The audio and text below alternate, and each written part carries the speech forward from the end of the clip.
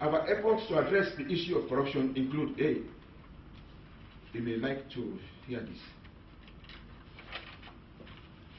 A clear commitment by the political leadership must be involved to combat corruption whenever and wherever it may occur. Our primary emphasis is first on prevention, try to prevent. A lot of publications say we call it the eye is looking at you in the radios, in the posters. Watch your steps. Anti-corruption, the eye is watching you. All over the city. Then, other primary emphasis is on prevention of future corruption and on changing systems rather than on witch hunting. We don't witch hunt at all. We look at genuine cases, we investigate thoroughly. In fact, we've got 2 lawyers from the Commonwealth Secretariat here in London. They're doing the prosecution for us because we don't want to. I'm not trying to cast doubt on my country. But I believe if you have foreigners to prosecute, they have no relatives there. You see, so because the system, we all come from underdeveloped countries. We have friends, brothers. If the brother comes to my brother is in jail, is facing criminal charges. You go and speak to the prosecutor. He's a Sierra Leonean. We all come from the same village, but he's a white man. You cannot go to him at night and talk to him. He goes there and does his job perfectly. So we have that system. Also, what we need to do, by the adoption of comprehensive anti-corruption legislation implemented by agencies of manifest integrity, including investigators, as I've said, prosecutors and adjudicators. By the identification of those government activities most prone to corruption. Look at that. Because as government agencies, for example, we have the Public Service Department called PWD, Public Works Department. Do the roads, constructions. So it tends to appoint so many people, workers. So it tends to inflate the wage bill. So we see to that and see that it is done perfectly to avoid corruption. Because at times you have 10 workers working in, the clerk will say 30 workers. So we look into it very seriously. Then we have a program to ensure that salaries of civil servants and political leaders adequately reflect responsibilities of their post as those in the private sector. We cannot compete with private sector, but we're trying to raise our public servant salary very close to the private sector. That is a key incentive to be corrupt. Then we had a study of legal and administrative measures to ensure deterrence. Because I believe the first thing we have to stop it. Deterrence. Look at it. Look at laws from our Commonwealth judicial systems, because when we begin these laws, we got all the laws from the Commonwealth, they are corruption laws, to see how we can shape our laws. That's what we did, and it works. Then we have the creation of partnership between government and civil society, including the private sector, the professions, and religious organizations like the bar council, the lawyers, accountants, architects, all come together and see how far we can tackle this corruption. Now, the most important is we make corruption a very high risk and low profit undertaking. Make it very high risk. If we tamper with it, the risk is there. Very high risk. So there is a deterrence issue on that. Deterrence issue. Massive publication every day, anti-corruption songs in all the tribal languages to tell you to stop corruption. They tell that now there's a culture in Freetown. We say it in our local language. You watch me, I watch you. In the office, you watch me, I watch you. So we are fighting now because I think Rwanda has always taken the same step, because Rwanda has almost zero tolerance in corruption. Because I think only 2 African countries so far that has been recommended by Transparency International that our attitude on corruption is taking shape. There are signs that Sierra Leone is at least having some success against corruption. As at a recent publication of the Annual Corruption Perceptions Index by Transparency, they praise our governance on corruption. They are moving in the right now because the culture of fright, or so-called fright, or try to abstain from corrupt practices is taking shape in Israel right now. You see, the days of impunity are over. I'm not saying we are corruption-free now, but to make it quite difficult for anybody to engage in corruption. Over 30 senior, as I say, over 30 senior officials have been indicted for corruption in the past year or so, last year alone, including, as I said, 2 cabinet ministers. Even a judge has been indicted and convicted.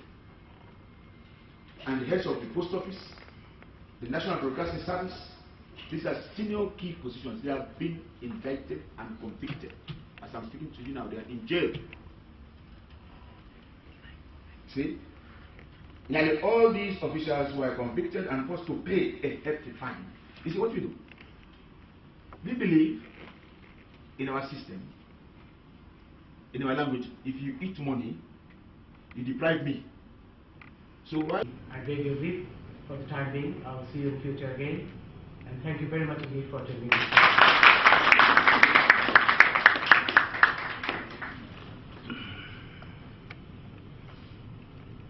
Yes, thank you, Mr. Justice Chaudhary. Ladies and gentlemen, may I call upon Mr.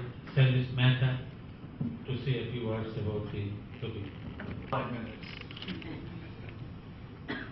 The tension between the judges in this country and politicians and the press and the people is constant, and what I intend to do is just to give you 1 or 2 examples of how those tensions have come to bear of late, how some of those tensions are actually good for our country and some not so good.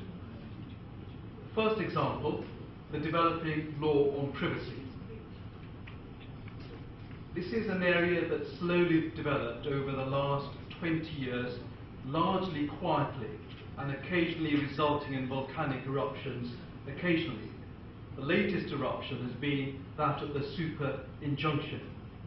This is an injunction whereby those who are very wealthy, by and large, who meet young and beautiful people in bedrooms, by and large, can ensure that my right to know exactly what goes in their bedroom is obviated by this super injunction. So great is that right that I'm not even allowed, and the press isn't allowed, to mention such a super injunction. Well, I'm very glad that our press have got together, and those that read the Sun newspaper, they'll know it as a bastion of freedom and democracy, have led that campaign in this country, all the newspapers, to ensure that the judges who have developed that creeping law to the state of the super injunction will be curtailed. So great has discussion about it been, in fact, that the Prime Minister himself has said he is uneasy about recent developments and is threatening a review. Well, so far, so healthy, you might think. Well, let's take an example slightly further afield. 3 Supreme Court judges in the state of Iowa in America recently had to stand for re-election. Normally, such a process of re-election would be very straightforward, and it was almost unheard of for judges who had already been elected not to be re-elected. Well, this is what one advertisement said in the state of Iowa in the lead up to the election.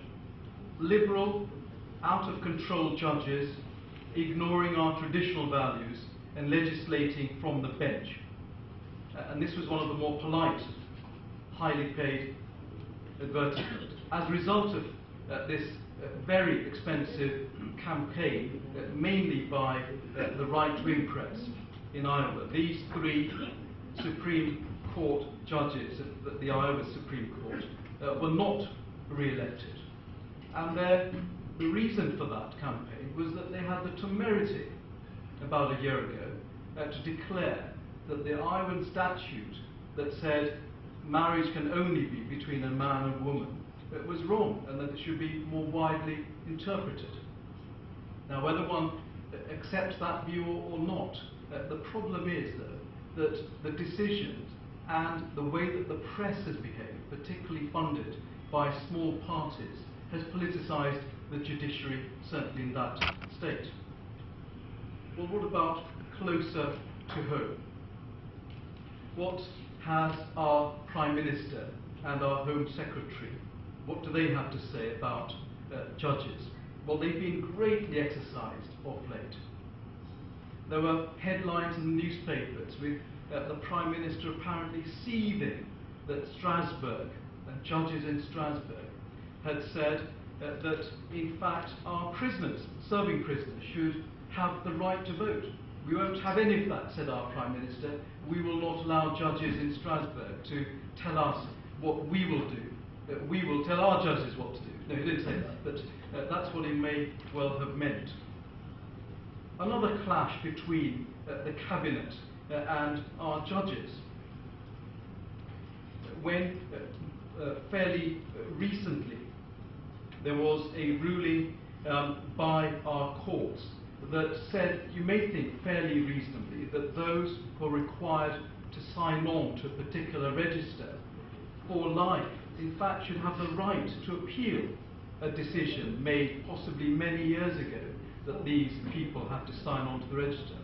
Well, you may think that that's not an unreasonable proposition, that anyone who's faced with a lifetime ban on some activity or forced to sign on to a particular register may at least have access to a review of that decision.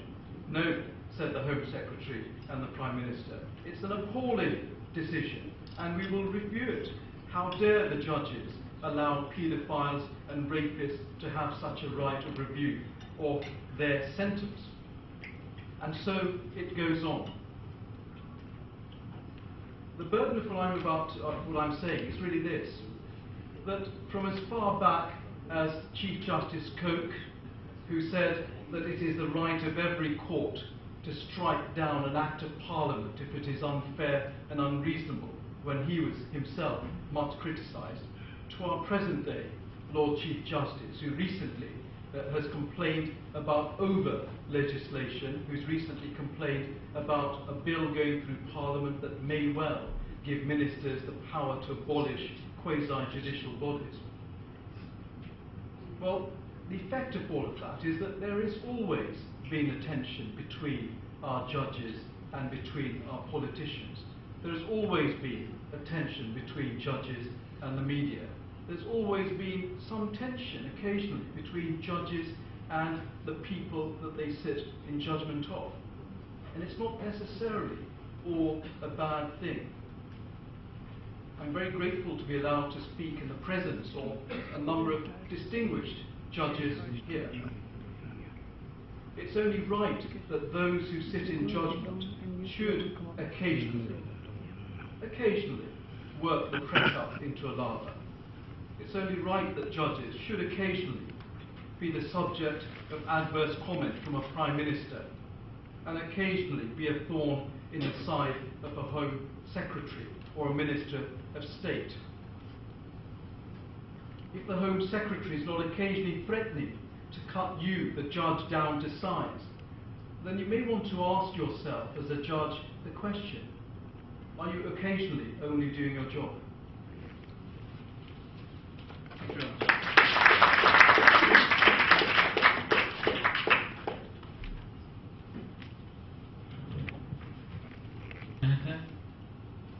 Now I call upon Mr. Vijay Jahanad Dada, member of the Upper House of Indian Parliament. Good afternoon.